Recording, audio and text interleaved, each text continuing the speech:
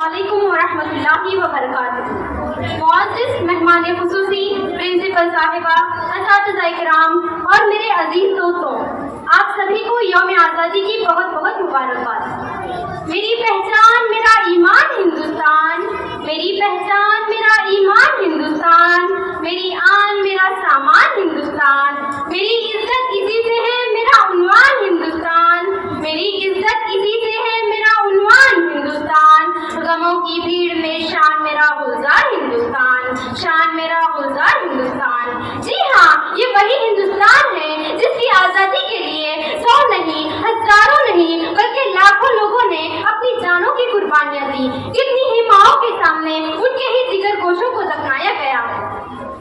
دوستوں، کسی بے گھر سے پوچھو کہ گھر کی قیمت کیا ہے، کسی شہید سے پوچھو کہ وطن کی قیمت کیا ہے، کسی غلام سے پوچھو کہ آزادی کی قیمت کیا ہے، تب جا کر ہمیں احساس ہوگا کہ جس پاک سرزمین پر ہم رہ رہے ہیں اس رب کائنات کی کتنی بڑی مہربانی ہے کہ ہم آزادی کی سانس لے رہے ہیں۔ جناب صدر،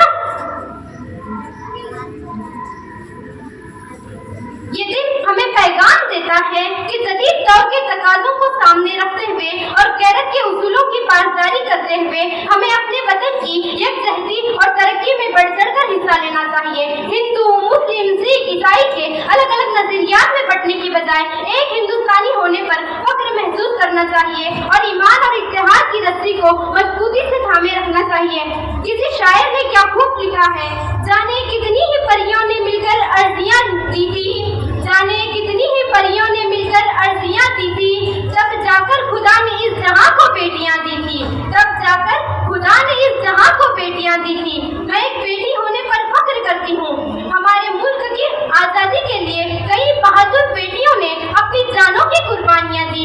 5 مسلم خواتین کا بڑا تعاون رہا۔ پہلی مسلم خاتون تھی جس نے ہندوستان کی آزادی میں بڑھ چڑھ کر حصہ لیا، وہ تھی آبادی بانو بیگم۔ یہ مظفر نگر سے تھی۔ شوہر کی وفات کے بعد انہوں نے اکیلے اپنے 5 بچوں کو پروان چڑھایا اور انہیں اپنی آزادی کے لیے وقف کر دیا۔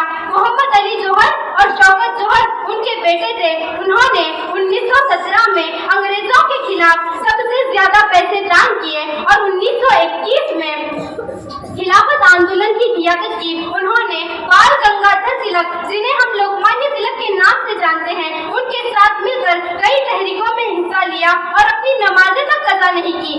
دوسری مسلم خاتون ہے بی بی امت الاسلام، جنہیں گاندھی جی کی بیٹی کے نام سے جانا جاتا تھا۔ انہوں نے ہندو مسلم ایکتا کو مضبوط کرنے میں بڑا تعاون کیا اور انہی کی کوششوں کی وجہ سے پٹیالہ بھارت کا حصہ بن پایا ہے۔ تیسری مسلم خاتون ہے بیگم حضرت محل۔ انہوں نے 1857 میں اودھ میں ہونے والے سوتنتر سنگرام کا سنچالن کیا۔ یہ اودھ کے نواب واجد علی شاہ کی بیوی تھی۔ انہوں نے انگریزوں کی پیشکش کو ٹھکراتے ہوئے کہا کہ مسلمانوں کی غیرت انگریزوں کی غلامی نہیں کرتی۔ اسی طرح بیگم انیس کدوائی اور نشاط النساء موہالی نے گاندھی جی کے ساتھ مل کر کئی تحریکوں میں حصہ لیا۔ ان کے علاوہ کئی مسلم خواتین نے ہندوستان کی آزادی میں بڑھ چڑھ کر حصہ لیا۔ اس بات کا آج ہمیں فخر اور خوشی ہے۔ ان تمام جنگجو جیسے مہاتما گاندھی، پنڈت جواہر لال نہرو، اشفاق اللہ، لالا لاجپت رائے، رانی لکشمی بائی، ان کے علاوہ دوسرے لوگوں نے مل کر اپنی پوری زندگی وقف کر دی صرف اور صرف ہندوستان کی خاطر۔ ہماری آزادی انمول ہے، ہماری آزادی انمول ہے۔ یہ بات ہواؤں کو بتائے رکھنا، یہ بات ہواؤں کو بتائے رکھنا، روشنی ہوگی چراغوں کو جلائے رکھنا، روشنی ہوگی چراغوں کو جلائے رکھنا، لہو دے کر جس کی